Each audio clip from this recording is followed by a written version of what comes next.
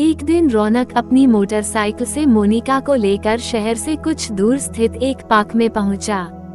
झील के किनारे एकांत में दोनों प्रेमी पैर पसारे बैठे थे। उन्हें लगा दूर दूर तक उन्हें देखने वाला कोई नहीं है। तभी झील के पानी में छपाक की धीमी सी आवाज हुई तो मोनिका बोली, लगता है किसी ने पानी में पत्थर फेंका है, कोई आसपास है और हमें देख रहा है। अरे ऐसा कुछ नहीं है, कभी कभी मछलियाँ ही पानी के ऊपर उछलती रहती हैं। यह उन्हीं की आवाज है, रौनक बोला। मोनिका के बालों से उठती भीनी भीनी मादक खुशबू से रौनक को बिन पिए ही अजीब सा नशा हो रहा था। उसने पूछा, तुम कौन से ब्रांड का तेल लगाती हो? मोनिका मुस्कुरा दी और फिर उसने धीरे धीरे रौनक की जांघ पर अपना सिर रख दिया। रौनक उसके लंबे बालों को हाथों में लेकर कभी सूंघता तो कभी सहलाता। मौसम भी खुशनुमा था। वो मोनिका के चेहरे पर देर से निगाहें टिकाए था। मोनिका ने पूछा, क्या देख रहे हो? तुम्हारे मृगनयनों को। अब चलें, शाम हो चली है, अंधेरा होने से पहले घर पहुंचना होगा। कह वो धीरे धीरे उठ खड़ी हुई और अपनी साड़ी की सलवटें ठीक करने लगी। आसमानी रंग की प्लेन साड़ी उस पर अच्छी लग रही थी। तभी हवा का एक झोंका आया और उसके आंचल ने उड़कर रौनक के चेहरे को ढक लिया। रौनक ने उसके पल्लू को पकड़ लिया तो वह बोली, छोड़ दो आंचल। मौसम है आशिकाना और आज प्यार करने को जी चाह रहा है। छोड़ो, देर हो रही है। चलो आज छोड़ देता हूँ, कह मोनिका की कमर के खुले हिस्से को अपनी बाह के घेरे में लेकर उसे कसकर अपनी ओर खींच लिया और फिर सटकर दोनों बाइक की तरफ चल पड़े। रौनक और मोनिका की इन हरकतों को थोड़ी ही दूर बैठा एक दंपति देख रहा था। डॉक्टर प्रेमलाल और डॉक्टर रेखा माथुर। उस पार्क से थोड़ी दूर उनका अस्पताल था। कभी कभी अस्पताल से छूटने पर अपना तनाव और थकान कम करने के लिए वे भी इसी झील के किनारे बैठते थे। उन दोनों प्रेमियों के जाने पर रेखा बोली, मैं इस लड़के को जानती हूँ। कुछ दिनों तक मैं उसके मोहल्ले में रही थी। एकदम आवारा लड़का है, अमीर बाप का बिगड़ा लड़का है। कॉलेज में एक ही क्लास में 3 साल से फेल होता आ रहा है और नई नई लड़कियों को फंसाता है। एक लड़की ने इसके दुष्कर्मों के चक्कर में पड़कर आत्महत्या का भी प्रयास किया था। डॉक्टर प्रेम ने कहा, छोड़ो, हमें क्या लेना देना है इन लोगों से। इस घटना के करीब 4-5 महीने बाद डॉक्टर दंपति की नाइट ड्यूटी थी। अचानक एक ऑटो रिक्शा से एक दंपति ने एक लड़की को सहारा देकर उतारा। वे उस लड़की के साथ इमरजेंसी रूम में डॉक्टर के पास गए। औरत बोली, डॉक्टर साहब, यह मेरी बेटी है।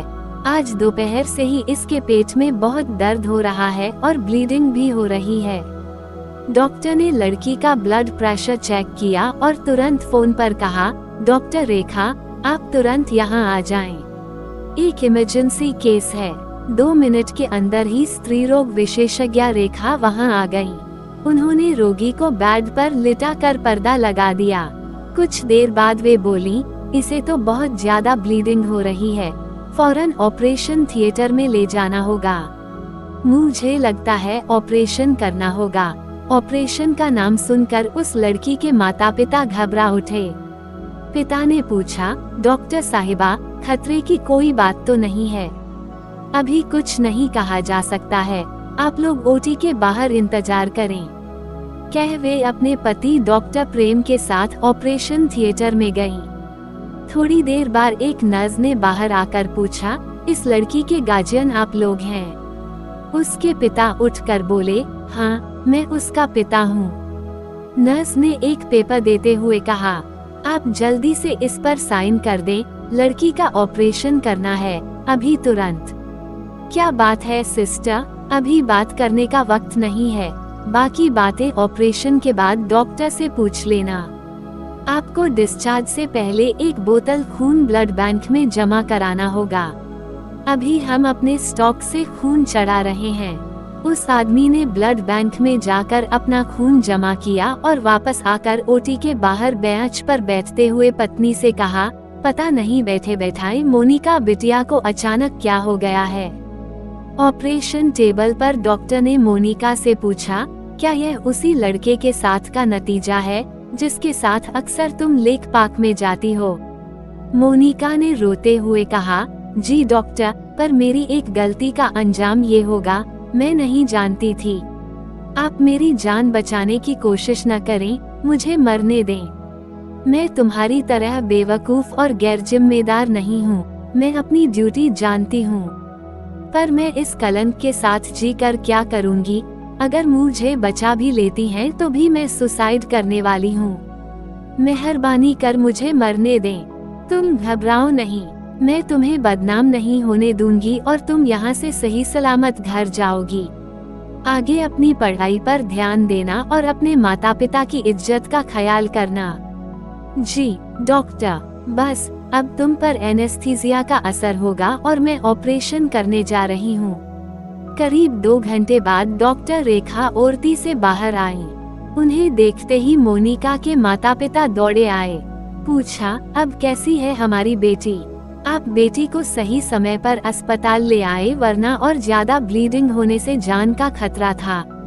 आपकी बेटी का ऑपरेशन सफल रहा और खतरे की कोई बात नहीं है।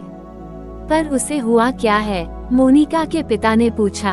आप मेरे साथ मेरे कैबिन में आए। दोनों माता पिता डॉक्टर के कैबिन में गए तो डॉक्टर रेखा ने पेशेंट के पिता से पूछा, आपने फाइल में बेटी की उम्र 17 साल लिखी है, यानी वह नाबालिग है। माफ करना, मोनिका गर्भवती थी। पर यह कैसे संभव है? ये तो आपकी बेटी ही बता सकती है। उसका एक फर्टिलाइज एग गर्भाशय तक नहीं पहुंच सका और फैलोपियन ट्यूब में ही ठहर गया था। जब गर्भ बड़ा हो गया तो उसकी नली फट गई और ब्लीडिंग होने लगी। उस नली को हमने काट कर निकाल दिया है। अब चिंता की कोई बात नहीं है। मोनिका के माता पिता ने आश्चर्य से डॉक्टर की तरफ देखा और फिर शर्म से सिर झुका लिया। मोनिका को 1 सप्ताह बाद डिस्चार्ज होना था। डॉक्टर रेखा की सहायक ने पूछा, डिस्चार्ज फाइल में क्या लिखे मैम? आपने कहा था डिस्चार्ज फाइल तैयार करते समय आपसे पूछने को। पेशेंट को देने वाली डिस्चार्ज स्लिप पर तुम पूरा सच लिखना और हॉस्पिटल की फाइल में लिखना, दाहिनी साइड की फैलोपियन ट्यूब फट गई थी, जिसे ऑपरेशन कर निकाल दिया गया है। आगे एक नोट लिख देना कि detail reports of surgery gynaecologist की फाइल में है और यह डिटेल पेपर्स की फाइल मुझे दे देना। साथ ही यह बात बस हमारे बीच ही रहे। तुम भी एक औरत हो, समझ सकती हो। रेखा के पति डॉक्टर प्रेम भी तब तक वहां आ गए थे। उन्होंने कहा, रेखा, ये तुम क्या कर रही हो? हॉस्पिटल फाइल में ही ऑपरेशन नोट्स रहने दो। तुम्हें ऐसा नहीं करना चाहिए। पेशेंट के प्रति हमदर्दी का यह मतलब नहीं है कि तुम अस्पताल के नियम तोड़ दो। तरीके से तो आप सही कह रहे हैं, पर इस नाबालिग बच्ची की नाजायज प्रेगनेंसी की खबर और लोगों के बीच फैल सकती है, जिससे लड़की की बदनामी होगी। इसके भविष्य पर भी प्रतिकूल असर हो सकता है। मैं डॉक्टर के साथ एक औरत भी हूँ और इस लड़की का दर्द समझ सकती हूँ। फिर वे मोनिका के पिता से बोली, मुझे आपकी फाइल में सच लिखना पड़ेगा। ये फाइल आपकी है, आप चाहें तो इसे नष्ट करें या रखें। आपकी बेटी के हित में जितना मुझसे हो सकता था, मैंने वही किया है। माँ ने पूछा, मोनिका भविष्य में माँ बन सकती है या नहीं? हाँ, बन सकती है। उसकी एक फैलोपियन ट्यूब बिल्कुल सही सलामत है, पर इसके ऑपरेशन का दाग तो पेट पर रह जाएगा। शादी के बाद कहीं पति को कोई शक की संभावना तो नहीं रहेगी। मैंने लेप्रोस्कोपिक विधि से ऑपरेशन किया है। बहुत ही छोटा सा चीरा लगाया है। उसके पेट पर कोई बड़ा निशान नहीं रहेगा। जो है वह भी जल्दी भर जाएगा। मोनिका की शादी में अभी काफी समय बाकी है। मैंने उससे बात की है। वो अपनी भूल पर शर्मिंदा है और बता रही थी कि अब वह पढ़ाई पर सीरियस होगी और एमए करने के बाद ही शादी करेगी। मोनिका जब डिस्चार्ज होकर घर आई तो उसने माँ से कहा, अब मैं किसी को मुंह दिखाने लायक नहीं रही, जी कर क्या करूँगी।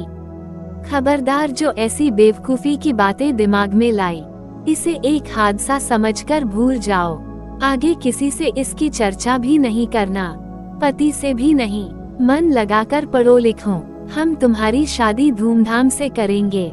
फिर माँ ने अपने पति से कहा, आप अब मोनिका से इस बारे में कुछ न कहेंगे। मैंने उससे बात की है, वो अपनी भूल पर बहुत शर्मिंदा है। वो अब पूरा ध्यान पढ़ाई पर लगाएगी। भला हो उस लेडी डॉक्टर का जिसने हमारी इज्जत बचाने में कोई कसर नहीं छोड़ी। इस घटना के 7 साल बाद मोनिका फिर डॉक्टर रेखा के अस्पताल में आई। इस बार वो शादीशुदा थी और अपने पति के साथ थी। वह गर्भवती थी और चेकअप के लिए आई थी। रेखा ने उसके पति को बाहर इंतजार करने के लिए कहा और मोनिका को अंदर बुलाया। डॉक्टर रेखा ने मोनिका से पूछा, तुम्हारे पेट का दाग लगभग मिट गया है। अभी कौन सा महीना चल रहा है? 5वां महीना चल रहा है मैम। चेक करने के बाद डॉक्टर रेखा बोली, बच्चा एकदम ठीक है, बस अपने खानपान पर ध्यान देना और थोड़ा एक्टिव रहने की कोशिश करना। इससे नेचुरल प्रसव में आसानी होगी। कंप्लीट रेस्ट की कोई जरूरत नहीं है। तुम्हारे पति बाहर बेचैन हो रहे हैं, तुमसे बहुत प्यार करते हैं ना? जी मैम, मैंने अपने पास्ट की बात उन्हें नहीं बताई है। मैं तो आत्महत्या करने की सोच रही थी। आपने मुझे मरने से बचा लिया और मेरा भविष्य भी संवार दिया। आपके आभार के लिए मेरे पास शब्द नहीं है। और उसकी आंखें भर आईं। ये गुड न्यूज जल्दी से अपने पति को दो, डॉक्टर रेखा बोली। मोनिका कैबिन से बाहर निकली तो उसकी आंखें अभी तक गली थीं। उसके पति ने पूछा, क्या बात है मोनिका, सब ठीक है ना? तुम्हारी आंखें गीली क्यों हैं? ये खुशी के आंसू हैं, जच्चा बच्चा दोनों ठीक हैं। मिठाई खिलाना न भूलना मोनिका, डॉक्टर रेखा ने कहा। मोनिका और उसके पति दोनों ने हंसकर डॉक्टर को थैंक्स कहा।